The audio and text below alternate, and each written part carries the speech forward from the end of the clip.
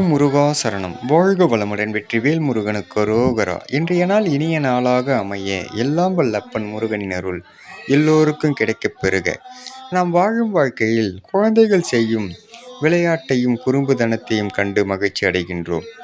அதே குழந்தையாக 70 வயதிற்கு மேல் குழந்தையாக செய்யும் குறும்புதனத்தையும் பேசும் வார்த்தையும் ஏற்க முடியவில்லை. காரணம், சிறு குழந்தைகளாக இருக்கும்போது எந்த ஒரு நினைவாற்றலும் இல்லை.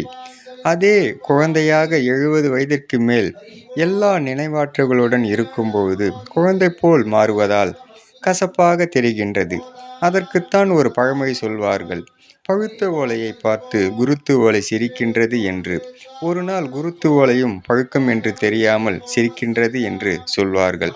அப்பன் முருகன் அருளால் சகலமும் பெற்று வளமுடன் நலமுடன் வாழ எல்லாம் வல்ல தண்டாயுதபாணி அருள் கிடைக்கப் பெறுக. முருகனி மகன் ரவி முருகன்.